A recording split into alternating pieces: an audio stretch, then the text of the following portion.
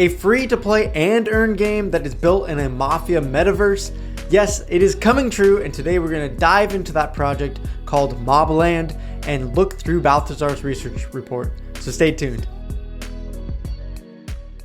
Mobland is going to be an action-adventure role-playing game where players will build out their syndicate by trading, managing, and procuring new team members and setting up crews of 4 to participate in street battles to further the syndicate's zone of control. There's going to be a PvE and PvP aspect to it where the PvP will be asynchronous, so the defenders will set up their team being played by AI, and then you can participate as the attacker by watching, but then also hitting those active abilities, waiting for them to come off a cooldown and affect the match as it goes. In this way, you can battle anytime you want and you won't have to wait for other players to jump online. It means that if I'm really busy that day, maybe I only have 5 to 15 minutes to play a few matches on my phone, it'll give me the ability to jump in when needed. And while most people that know me know that I'm not a huge fan of idle games, I know there is a big audience for that, and I do like the idea that they're adding some kind of ability that you can use throughout the match to affect things so it's not completely idle, and that way maybe it's engaging enough for me as well to really jump in and enjoy this game. Based on the white paper, there's also way more to the game than just the shooting combat. As a leader, you're going to be able to strategize and coordinate with other syndicate leaders. You're going to form powerful cartels. You can also earn assets by building, owning businesses, looting, raiding, trading, farming, borrowing, lending, and other services. More and more projects I see are coming out with political aspects to the game, which I really like, because even if the gameplay and combat becomes stale within a game, having enough political strategy will keep players interested, especially with the real world earning aspect, and it could make things interesting for years to come, even if you're not enjoying the gameplay as much as you did when you started the game. If you find the gameplay and political system already interesting, then I have good news for you, and that is your first crew to get started in this game is going to be absolutely free, and all you will need to do is pay for the minting gas fees. Now, according to the research, Mobland is chain agnostic and will focus on expanding the metaverse to several blockchains. I love that they're trying to give players different options to use whatever blockchain they have tokens on already, and the fact that if you can use something like Solana to mint your first team, that will mean your team is almost zero in price because the gas fees are so cheap, and I would assume most players are going to use whatever blockchain is the cheapest for fees. The game engine is going to use Unity, and the service provider will be Amazon's AWS, ensuring almost 100% uptime on the servers. They will also be using a blue-green deployment strategy, which will allow them to scale up to have millions of players at one time. Using Unity, they will also be able to provide cross-platform solutions, including PCs, Mac, and Android phones. I love that they're trying to make this project scalable because we've seen way too many projects in the GameFi space explode in growth that they're not ready for, and then essentially have to shut down or remove a lot of their features.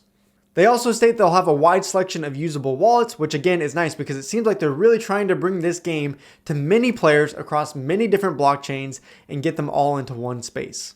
To achieve growth as a GameFi game, they seem to be laying down a solid foundation for what's ahead.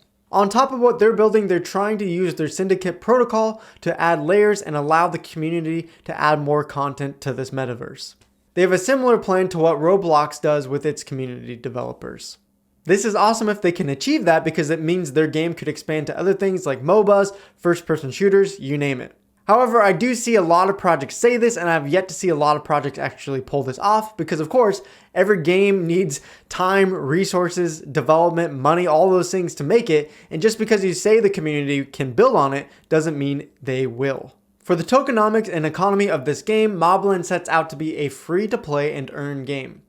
They claim it's not fair to ask people to pay $1,000 to get into a game they can't even play yet or earn from. Whew, I love that statement. You don't know how many times I've complained about having to spend hundreds of dollars to get into a game that's not even playable yet, so I love the heart of this statement. Of course, setting up a free-to-play to earn economy is going to be quite difficult, and to make sure that players aren't just farming out all those rewards and extracting them for real-world value and taking them out of the ecosystem, that is going to be a tough problem for them to tackle. The main governance token SYNR can be staked to earn a synthetic version of it, and also a token called Power. You won't be able to trade the synthetic version of the token, but you will use it to buy things in the game and get marketplace discounts. You can also delegate the Power token as a voting mechanism in your Mafia's DAO.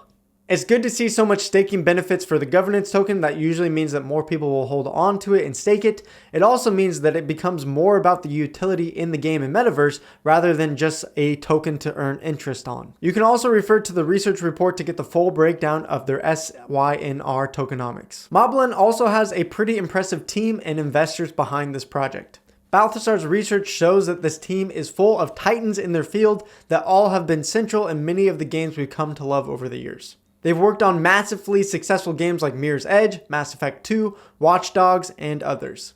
It seems like the team has a lot of experience with the Tron network and Amber Studios. While I haven't used the Tron network very much, and I don't know too much about the Amber Studio games, it does seem like they have really relevant experience for what they're trying to accomplish in this space. Not to mention some pretty amazing investors that are well known in this crypto space.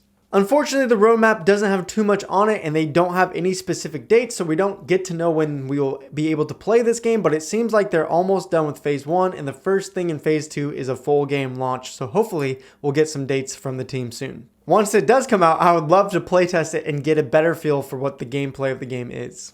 There's also no delegating system so far for this game, but that makes sense because if it's free to play, you don't need to rely on big guilds to provide you with scholarship assets. However, with the political system and syndicates being such a big part of the game, it's going to make sense to want to team up with other players and join guilds for this game. As far as the future outlook of this game, the alpha team at Balthazar has a firm conviction that Mobland will significantly impact the GameFi space and ecosystem and will be paying close attention to them. The Mafia world of Mobland has set the typical play-to-earn game to the test by setting out to be a free-to-play-to-earn game. As someone who does a lot of content over on my channel, Luke Plays to Earn, to help those krills, those small investors, get into these GameFi projects, I love the fact that they're trying to be free to play and give everyone a chance to get into this game, not just those with thousands of dollars that they can throw at any project. However, I do think that's going to make their economy really challenging, and I think you're going to see a lot of people try to farm those low rewards because it's so easy to get into the game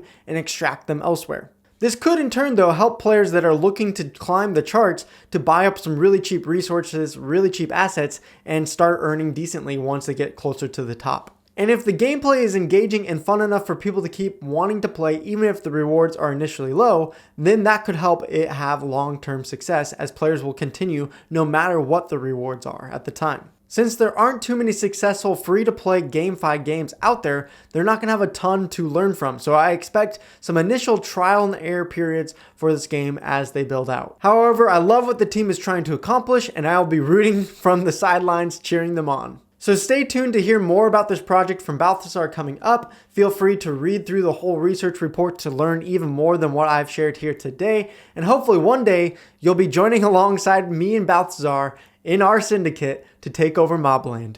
For now, ciao, peace out, palam, and we'll see you guys next time.